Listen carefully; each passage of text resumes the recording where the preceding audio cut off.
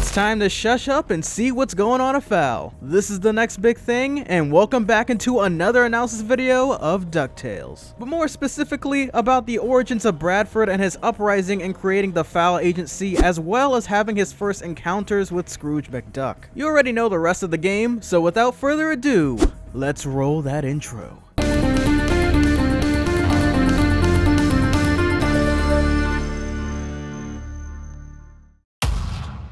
So, in the beginning, we're shown that the very flashback all dates back to the 1960s, located inside of S.H.U.S.H headquarters in London, where Black Heron apparently is being taken in for doing something as immature as attempting to engrave her face into Mount Everest. Quite similar to how she was planning on using a special chemical serum to bounce at extreme heights, only to eventually destroy Duckburg. Seriously, where does this woman get these outlandish plans of vandalizing things from? All while this is going on, we have Bradford, originally an accountant during this time period as well, who struggles with explaining to former director of S.H.U.S.H, Ludwig von Drake, about the endless cycles of spending and chaos. Now, of course, by the way Bradford terribly presents his way of telling how to control turmoil itself, you'd think he was insane. However, I understand to a certain degree what Bradford was suggesting. Obviously, taking down anyone who opposes their organization would be out of line, but being able to take away future opportunities of mass destruction from villains by, in a way, becoming the villain kind of isn't the worst thing ever. It's like defending the government for secretly stashing away alien tech from common citizens. Sure, it's messed up, but in the wrong hands, a lot more chaos could immense. I just know they have alien tech in Area 51. Plus, it's in a way comparable to the statement that you can't really end evil, as it'll only just come back around until either both parties die out or somehow come into agreement with one another, which is, in this case, very rare. If there were a compromise, who's to say that there won't be another group of baddies to fend off? So once again, I understand where Bradford is coming from, but also why Ludwig immediately shuts him down. I mean, it sounded like a nice way of supporting dictatorship. And of course, if you can't depend on close acquaintances, then it's time to make friends with the enemy of your enemy, who ends up being Black Heron at the moment, as he proposes his idea to her and decides to call the corporation Owl, to which she soon changes to F.O.W.L, and so the beginning of the world's most corrupt agency was born. Assuming to be years later, we're soon shown Scrooge talking with people on a wireless handset while walking with Duckworth, which speaks volumes, and I'll explain very soon. One thing that stood out was Duckworth's mentioning of Falcon Island, aka the island that Louie finds out about and is the location of the trap for the zombie Bombi. And then there was the mention of Scrooge's sister Hortense, who sends both of her children Della and Donald to be taken care of after an innocent fireworks incident set off by the two little angels.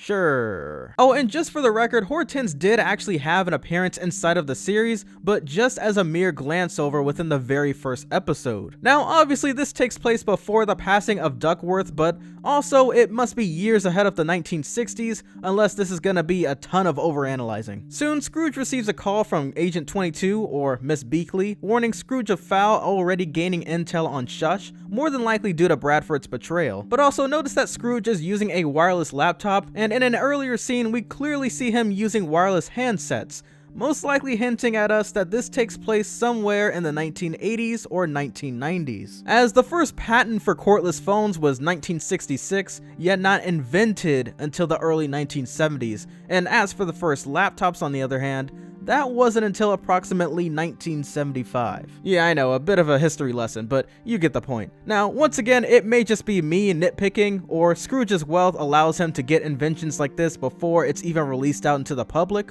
or this is all true. Now, let's assume that supposedly I'm correct and that Della and Donald are about 12 years of age here. Now, that would make them about at least around 30 to 40 years of age. But besides that, Scrooge eventually takes the two upon his expedition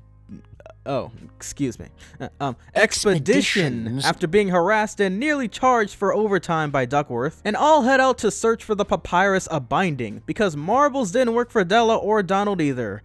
Still don't know why he thought it would work decades later. As for the papyrus, it turns out to be an ancient text infamously known for its ability to grant any request, only to usually return so in a way where it's practically regrettable. Also known as the phenomenon called a monkey's paw. You have to be careful with the hubris in your wishes. Before I trail on too fast into the video, we gotta cover these references. The first one being the Bermuda Trapezoid, obviously referring to the Bermuda Triangle, where theoretically multiple aircrafts and ships have disappeared into due to mysterious occurrences. One notably being a giant whirlpool-like formation. The next one is about Scrooge responding to Donald's logic on how there's more to life than just work and money. Said the future freeloader. He must have been aware of this due to the many times he traveled back to the past, especially given the many times we witnessed it in the show. Another mentioning was about Scrooge telling the kids about his earlier adventures, including his trip to uncover the treasure of the Golden Suns. Something that must be a clear reference to the pilot episode of the 1987 DuckTales series, The Treasure of the Golden Suns. And the last and one of the most interesting things was the use of Scrooge's agency cane invented by Ludwig, allowing him to use it as a pogo stick-like tool, much like how he used it to damage the mechanical robot in the Impossibin episode recently. But getting back into the episode, the trio make their way onto their private plane in order to travel to Phantom Island and retrieve the papyrus before it gets into the wrong hands. Ironically, however, the two pilots who end up assisting them are Heron and Buzzard in disguise,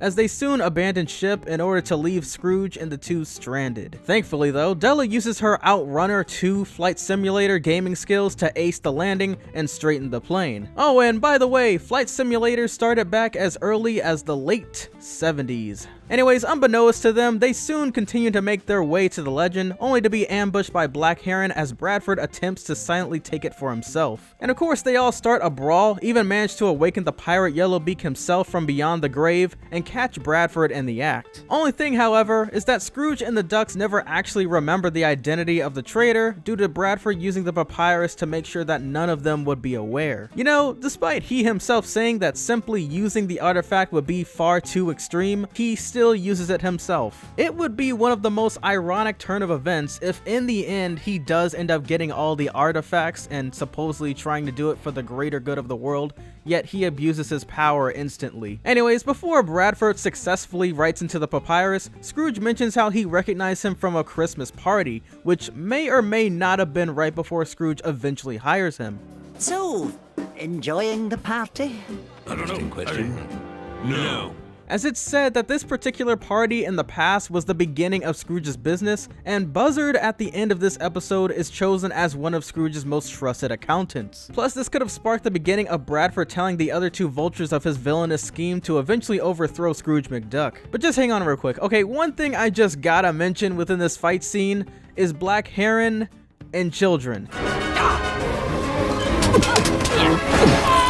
Seriously, does she enjoy giving them near-death experiences? It must be a thrill for her because this is the second time we've seen her to be more than willing to blast a child's head off, and then there was the part where she just yeets Della off of a cliff. I mean, now, of course Della survives, but the concept is still there. So much so that Donald probably has one of his very first outbursts. So Heron gets her butt kicked down the cliff and is defeated similarly to how she was in season 1's episode, because even though she's an evil genius, she sucks at inventing a strong enough arm. And so this day marks the beginning of the trio's many adventures yet to unfold, as this not only lifts Scrooge's spirits but also Donald's as well. Possibly the reasoning responsible for how he eventually grows out of his teenage rock band phase.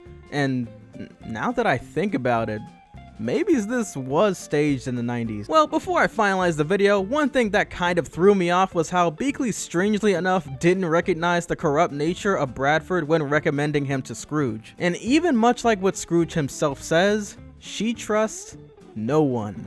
Now, time will only tell what happens moving forward from here on out. But with all that being said, I enjoyed this little blast from the past episode, and am still curious to see what big productions are ahead in F.O.W.L. This has been once again your local YouTube cartoon analyzing, researching guru boss, The Next Big Thing, and I will catch you all in the next one.